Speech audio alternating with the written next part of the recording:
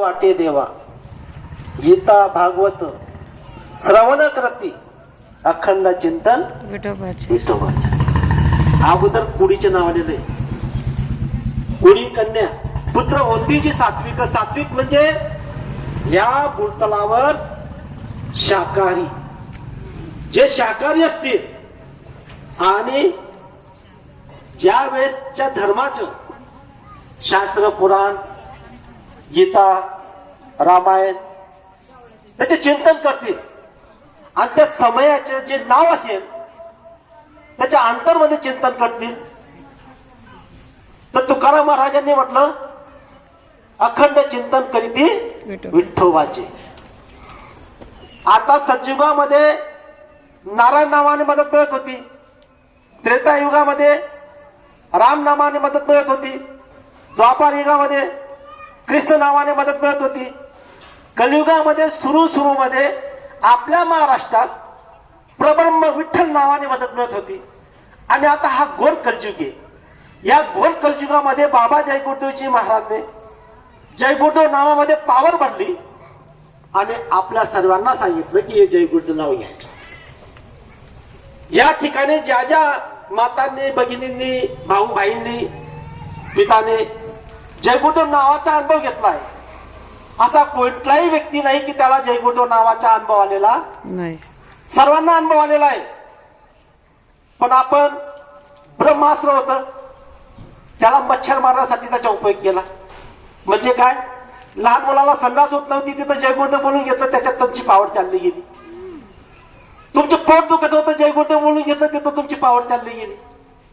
तर गुरु महाराज सांगतात तुमची पावर गेली घेऊ द्या, पण मग कमाई तर करा. तुम्ही जोपर्यंत काम करत नाही तोपर्यंत तुम्हाला दान मिळणार.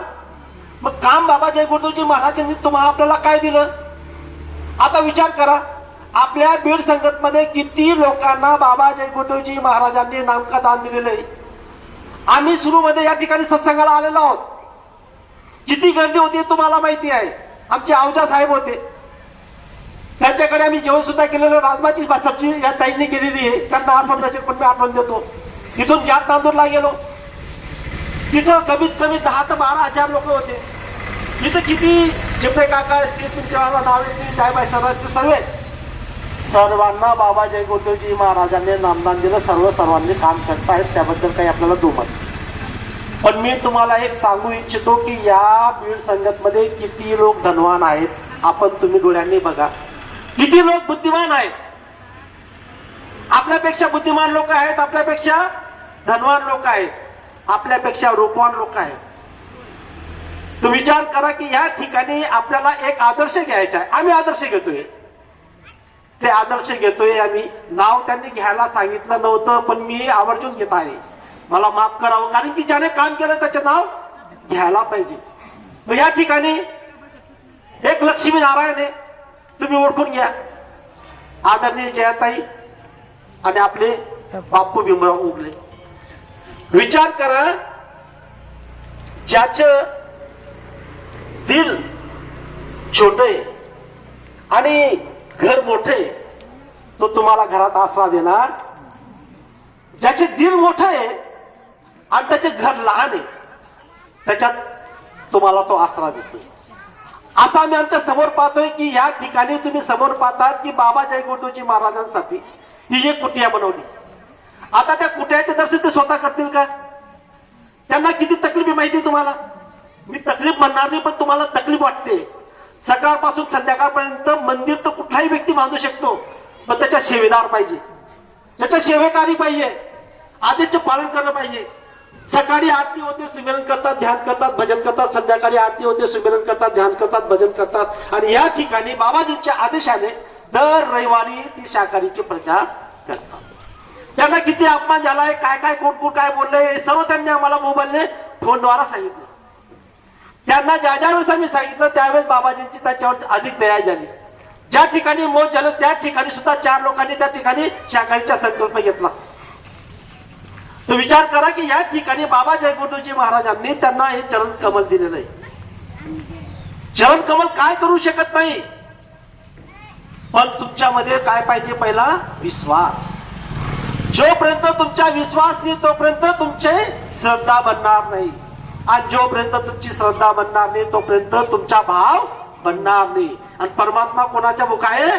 भाव का भूखा हूं मैं, भावी एक सार है. भाव से जो मुझको भजे उसका भव से बेड़ा पार है. जो भी प्रेमी या ठिकाणी येईल, ज्या भावाने गुरूंचे दर्शन करेल त्याला गुरु महाराज दया केल्याशिवाय राहणार नाही. ती तनाने असो, धनाने असो, मनाने असो. आज वीर शिवाजी महाराजांची जयंती. वीर शिवाजी महाराजांची जयंती का मनवत आहेत? इतिहास बनलेला आहे. इतिहासाच्या पानावर, रयतेच्या मनावर, मातीच्या कणावर, विश्वासाच्या प्रमाणावर राज्य करणारा शिवछत्रपती शिवाजी महाराज, त्यांचे चरित्र काय होतं सर्वांना जाणीव आहे. आणि आज गल्ली गल्ली, देशादेशामध्ये आपल्या समोर पाहतायत तुम्ही त्यांच्या भगवा झेंडा, त्यांचा चेहरा, त्यांचे नाव. विचार करा, 1627 साली ते जन्माला आले, इथं स्वराज्य निर्माण केला त्यांच्या कर्माने. आणि तीच गोष्ट बाबाजी गुरुजी महाराज सांगतात. अगोदर राजा स्वतः तलवार घेऊन घोड्यावर बसून पुढे चालत होता, मागे सैन्य चालत होती. परिवर्तन झालं. आज देशाचा राजा फक्त ऑर्डर करेल, युद्धाला जाणार. कारण की वेळ बदलली, हर युगामध्ये नाव बदललं, समय बदलला. आता तुम्ही सतयुगाची पूजा करू शकत नाही, त्रेतायुगाची पूजा करू शकत नाही. आज तुम्ही कलयुगाची पूजा करू शकतात. कारण की का? कलयुगामध्ये तुम्हाला मानवाला फक्त 100 वर्ष आयुष्य भेटलेलं आहे. आणि या 100 वर्ष आयुष्यामध्ये तुम्हाला भगवंताची प्राप्ती करण्यासाठी बाबाजी गुरुजी महाराज या धर्तीवर मानवतन धारण करून आले. आणि त्यांनी या ठिकाणी मानव जातीसाठी नाम जहाज तयार केलं. कुठलं नाम जहाज? जय गुरुदेव नावाने असं मोठं जहाज तयार केलं. आणि त्या जहाजावर तुम्हाला आपल्याला सांगितलं की या जहाजावर बसा आणि पूर्ण विश्वामध्ये जेवढे जीव असतील सर्व जीव बसून सुद्धा एक खुर्ची, एक चेअर खाली नाही. असं जहाज बाबाजी गुरुजी महाराजांनी आमच्यासाठी बनवलं. आणि नामदान दिलं. गुरु महाराजांनी 2 नाम दिले. आजपर्यंत या धर्तीवर कुठल्या महात्माने 2 नाम नाही दिले होते. एक नाम वर्णनात्मक नाम आणि दुसरं धुनात्मक नाम. वर्णनात्मक नाम ज्या जिभ्याने घेतलं जातं ते जय गुरुदेव नाम. आणि धुनात्मक नाम आजपर्यंत बदललेलं नाही आणि बदलणारही नाही. जे पुरे 5 नाम, 5 रूप, 5 आवाज, 5 स्थान, धुनात्मक नाम बाबाजी गुरुजी महाराजांनी दिलं. मी सर्वांना हात जोडून विनंती करतो. बाबाजी गुरुजी महाराज बोललेले, मैं जिस घर का पानी पीता हूं वो भी ब्याज के साथ वापस करता हूं. अहो, गुरु महाराजांना तुम्ही कुठली वस्तू दिली आणि गुरु महाराजांनी